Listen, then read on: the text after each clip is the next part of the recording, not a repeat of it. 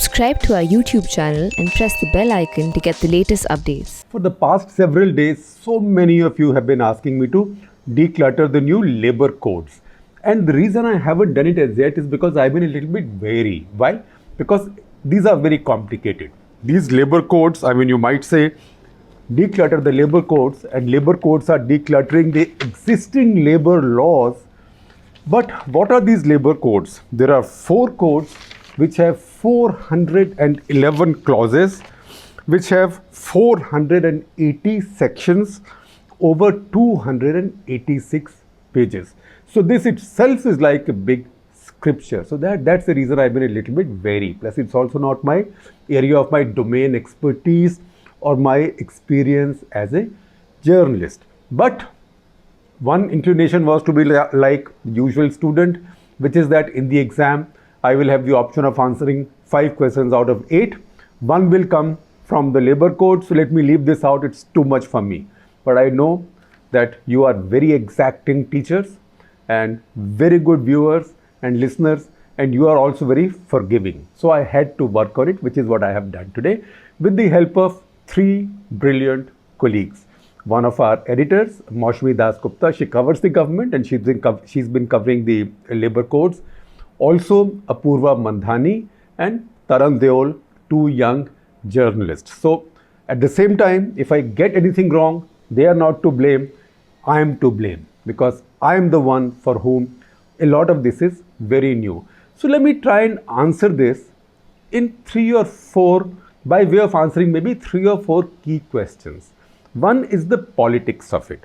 So, there is a lot of criticism right now from the opposition, from the commentariat, from me also, of the way the agricultural reform bills were passed in Rajya Sabha. I support the bills and I think they are very reformist, but to deny members of Rajya Sabha a vote when they demanded a vote and then to railroad these through a voice vote was not right. That should not have been done. So, but these bills also done like that. This criticism arises because on the day these bills were passed in Lok Sabha and Rajya Sabha, the opposition was not present because the opposition was boycotting the parliament. So once again, just as you paint everything the same brush, when a big wind blows, everything gets blown with it. So this is being seen the same way as the farm reform bills.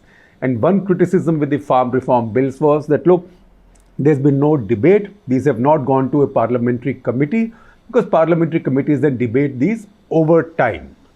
Now, so the answer to the first question is that essentially there is a difference. And that essential difference is that while it's true that the 2 houses of parliament passed these labor codes, 3 labor codes, one had been passed earlier in a full parliament. These 3 were passed in parliament in both houses when the opposition was not present. It is wrong to say, or it would be wrong to presume that like the farm reform bills, these bills also did not go to a parliamentary committee. In fact, these bills went through a full committee process. These bills were presented in 2019. They went to Parliament's Committee on Labour, which has 31 members. It's headed by Bhartruhari Mehtab of BJD, Naveen Patnaik's party from Odisha. Of its 31 members, 16 are from BJP, of which 13 are in Lok Sabha, 3 in Rajya Sabha. That would pretty much reflect the numbers of the party in both houses. Congress had 1 in Lok Sabha, 2 in Rajya Sabha, then CPM, TRS, TMC, DMK, BSP, etc., etc., etc. They had generally 1 each in both houses, Sena, TRS, TMC, IUML, Muslim League, DMK, CPI also. They had 1 each, and the Congress people from Rajya Sabha included senior leader Oscar Fernandez, who knows a little bit more about, in fact more than a little bit more about labor laws than most of us do. And similarly, the left also had people who understand trade union issues and have been leaders before. Now, that's how these codes were produced. In fact, the committee suggested 100 changes in the original laws as drafted by the government. Of those 100, 74 were now implemented. So this is now, these laws, labor codes have gone through the full committee process. That is an important thing to understand. Now, the second thing, from where do these labor codes come? Did this government suddenly wake up one day and said, we have to reform our labor laws? Yes, they talked about reforming labor laws, and many governments and many parties have put the idea of reforming labor laws in their manifestos. Now, labor laws in India are complex because labor is a concurrent subject. So, center can design laws, states can pass laws. So, at this point, we had 40 odd central laws and 100 odd state laws, or maybe if you had all the states, there might be more. So, it was in 1999, that Atal Bihari Vajpayee's government set up the National Labour Commission, the second National Labour Commission. The first National Labour Commission was set up in 1966 under Justice Gajendra Gadkar. The second Labour Commission was set up by the Vajpayee government in 1999, headed by Ravindra Verma, who was not a former BJP person. Ravindra Verma was a former Congress person. He had been an elected MP from the Congress in 1969 when the party split. He went with the older side of the party, and he also served as Labour Minister in Morarji Desai's National Cabinet between 1977 and 1980. Old Gandhian, very highly respected. So he headed this Labour Commission. This Labour Commission then gave a recommendation that, look, there are too many laws and they are contradictory and they cause confusion. So they should all be combined together in 4 or 5 codes. That's how the process of labor codes came in. Now, there was a 10-year hiatus with UPA. When NDA came in, they picked up the thread from the Labour Commission report and took it forward.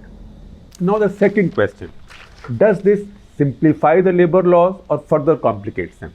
If there are 411 clauses still and 286 pages, what are they simplifying? But we have to know what was there earlier. We told you there were 40 plus central laws and 100 plus state laws. What this does is, this subsumes 29 of the most important central laws into these 4 codes, and the remaining central laws also pretty much get covered, or various aspects of them get covered by these new codes. And similarly, states can always pass their own laws, but this covers for a lot of those. If you just want to see a count of the number of existing laws this subsumes, then the code on wages, you will see the full names on the screen as I talk about each code. The code on wages subsumes 4 important laws. Payment of Wages Act of 1936. And if you think that law is ancient, I will just tell you about one that's even older. Payment of Wages Act 1936, Minimum Wages Act, Payment of Bonus Act, and Equal Remuneration Act, that is the law of 1976, and Indira Gandhi Emergency Time Law. So all 4 get subsumed in the new Wages Act. Then the Safety, Health and Working Conditions Act, code now subsumes 13 laws. And this is where you see a dog's breakfast, because it looks like governments over the years are passing a law for every section of the workers. That means any section of the workers which had some Maibab or some leader in a position of power got a law passed for them.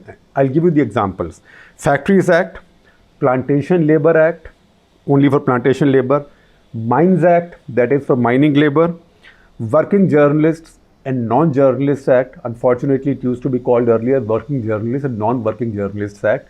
And the joke used to be that all you journalists are non-working. So that's what the employers used to tell us. So Working Journalists and Non-Journalists Act, Motor Transport Workers Act, a separate law for motor transport workers, Bidi and Cigar Workers Act. What about hookah and what about cigarettes, right? Then Contract Labor Act, then Sales Promotion Employees Act. So as I told you, whichever section of employees had a Maibab someplace got a law passed about themselves. Cinema Workers and Cinema Theatre Workers Acts, then Dock Workers Act and Building and Construction Workers Act. So all these 13 have been combined into this one code now. That this definitely is a simplification, which means that all fair welfare measures, all safety measures or requirements or obligations will apply to all these workers equally. There is no need to have so many separate laws. That was a nightmare for the courts, for judges, for the lawyers, for the employers, but most of all for employees, because half the time an employee wouldn't know which law covers me and which one doesn't. Then the third code on social security, that combines 9 laws. And once again, which are these 9 laws? This is Employees Compensation Act, ESI Act, EPF Act, Employment Exchange Compulsory Notification of Vacancies Act. Now, many of you may not know this. In fact, I don't think any of the millennials will know this, but there is a law that says that if any organization has vacancies, before it advertises those, before it seeks out applications for those vacancies, it has to notify the nearby employment exchange. It used to be a big deal in times when I was in school and college, no longer. So this law now gets subsumed. There is the Maternity Benefit Act, Payment of Gratuity Act, Cinema Workers Welfare Fund Act, Building and Construction Workers Welfare Funds Act, and Unorganized Workers Welfare Cess Act. All these get combined into this new code on social security. And finally, the most important, the code on industrial relations. When in the context of labor, we say industrial relations, essentially we means union activity, workers' rights, right to go to strike. So in fact, if any of you are studying management or HR, you will know that IR is very much a part of HR, although these two are different things. IR is industrial relations, which essentially means management or employer-employee relations or management-union relations. So this is the most important code, I would say, in many ways. It's also the most reformist. This subsumes 3 existing laws, major laws. Trade Union Act, it is of 1926. I told you, I'll tell you a law that's older than 1936. So 1926 Trade Union Act. Then Industrial Employees Standing Orders Act 1946, underline that. Industrial Employees Standing Orders Act 1946. Then Industrial Disputes Act 1947. Industrial disputes is essentially strikes, etc. These 3 have been subsumed into one. These 3 are very old laws. Now, what the government says is, and what those supporting the reform say, is that look, because you had such a plethora of laws which often contradicted each other, just the simplification of those laws is a reform in itself. Although it's always a struggle, you have to make a compromise and find a balance between labor rights and industrial ease. So it's always tough to bring about labor reforms.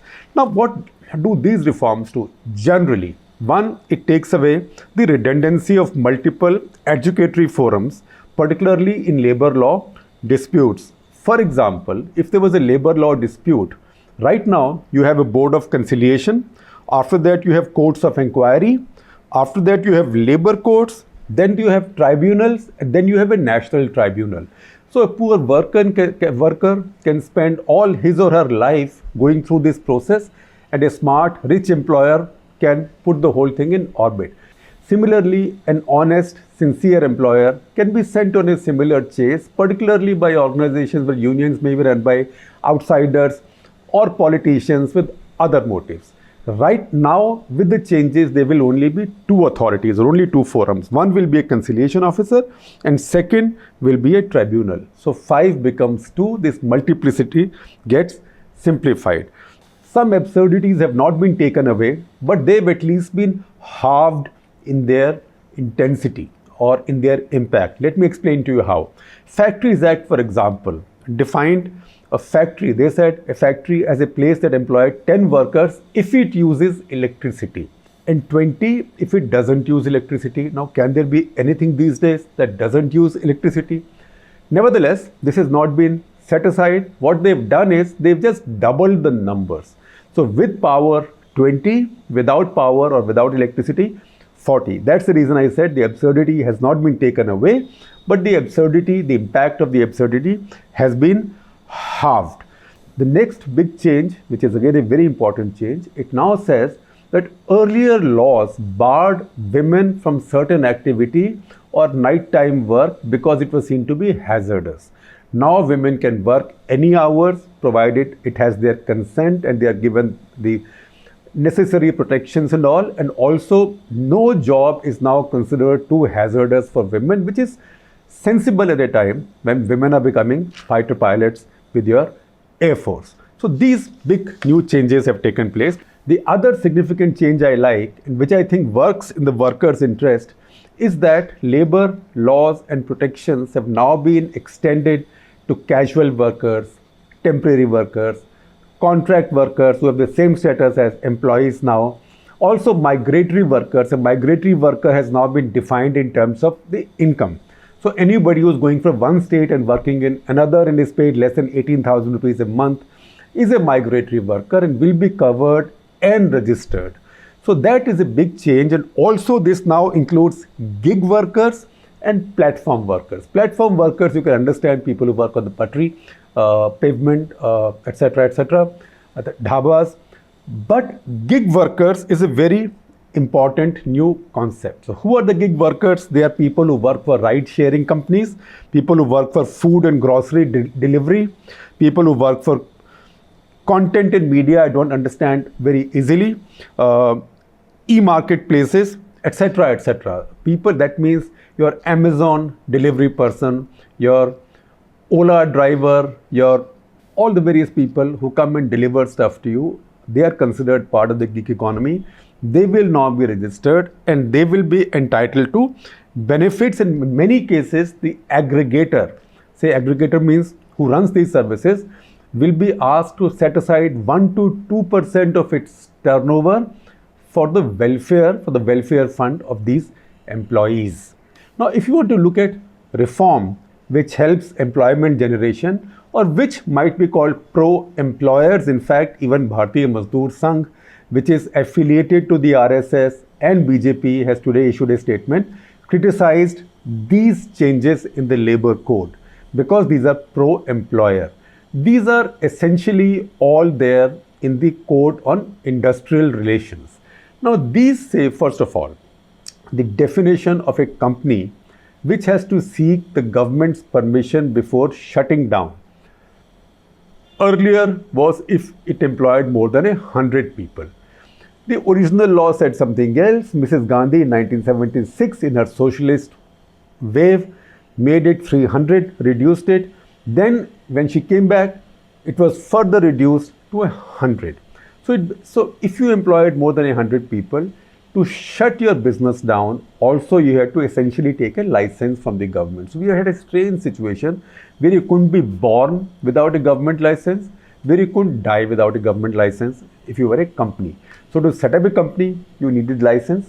To shut down a company, you needed a license if you employed more than 100 people.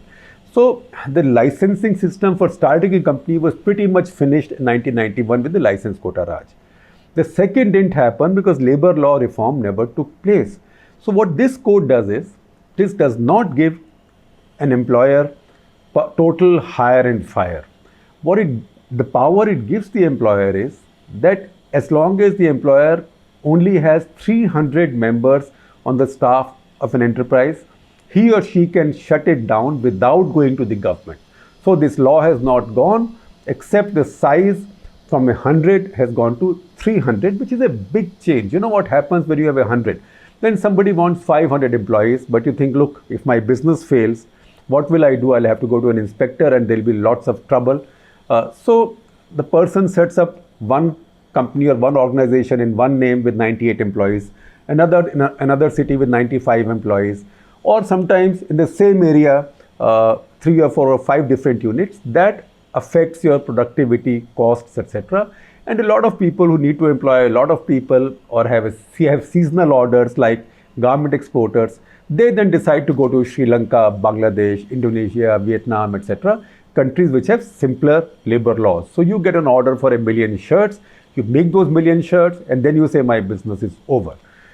So those freedoms have now been given. Essentially, they've gone from a minimum of 100 employees to 300 employees. And the second thing it does is that any company that has more than 100 employees right now has to issue standing orders. The standing orders then decide the employees' classification, the category in the company, the manner of informing them about working hours, holidays, pay days, wages, etc., and their roles, etc., or termination of employment or grievance redressal mechanism. These are all standing orders.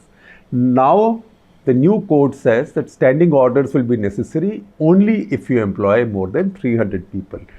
Essentially, what that means is that as long as an employer has less than 300 people, it is a reasonably free system of hire and fire. That's the reason Bharatiya Mazdoor Sangh is protesting against it. But that is also the reason it is seen to be adding ease of doing business, because this will no longer discourage people from imagining larger scale than 98 or 99 employees. That is a big change as far as I am concerned. So this is my honest effort at decluttering a very major change. You want to read more of it in detail, or if you're a lawyer or inclined towards labor law, we are sharing with you links of all the new codes. You can read them. I'm also sharing with you links of some of the stories that Maushmi has done on these codes. You can see those also. But I think if you see the essence of these strike a good balance. So the answer to the first question, no, these were not railroaded the way agricultural bills were. Although those days opposition was not present in parliament, these have gone through the process of parliamentary committee scrutiny. Number two, that these actually simplify things by combining a lot of contradicting laws into 4 codes. And next, it does help many workers in unorganized sector. And fourth, most important, it does help employment generation by giving employers a little more freedom than they had before. So those are the big changes. Now I will finish it with a story, and I know sometimes you might wonder that how come I pick up a story that looks so disconnected or so irrelevant and try and connect it. But frankly, if you can connect cricket with everything, I can also connect a conversation I had with Mr. Om Prakash Chautala with labor law reform. And this is a conversation that took place many years ago when he used to be Chief Minister of Haryana, and he had come for one of our functions. I used to work at the Indian Express then, and I was going down to see him off in the lift after he was finished. Now, as we were chatting, making polite conversation, he said to me, Gupta साहब, मैं तो ना अपने जो tourist spots है हरियाणा में उनको भी प्राइवेटाइज कर रहा हूँ. तो मैंने कहा चौधरी साहब, आप तो पुराने सोशलिस्ट हो, आप प्राइवेटाइज कर रहे हो, आपको तो नेशनलाइज करना चाहिए. So he said to me, Gupta साहब, नेशनलाइजेशन तो वहाँ काम करे जहाँ पे ब्लीप नेशनलिज्म हो. Now why am I applying it here? So let me use it in this context. You had the most perfect labor laws in the world and hundreds of labor laws. But what use were they if there was no labor? In the sense that if no employment was being created in the organized sector. And I will give you some numbers. The NSSO data of 2011-12 tells you that of the 47.4 crore workers in India, only 17%, that is about 1 in 6 were in the organized sector. So these laws that existed had excluded 5 out of 6 already. And these were pampering the already pampered employees in the organized sectors. When I say pampered, I don't mean pampered per se, but pampered in comparison to those who were not in the organized sector. And because these laws suited these people, also essentially the PSU employees, etc., and employees in public utilities like say railways, these were protected. This was a big vested interest which has now been broken. That's the reason I see this as a very major reform. Nothing is perfect. This also must have imperfections which will come up in the course of time. But I do think on balance, this is a very important reform, and this should enable Indian entrepreneurs to open up to the idea of scale.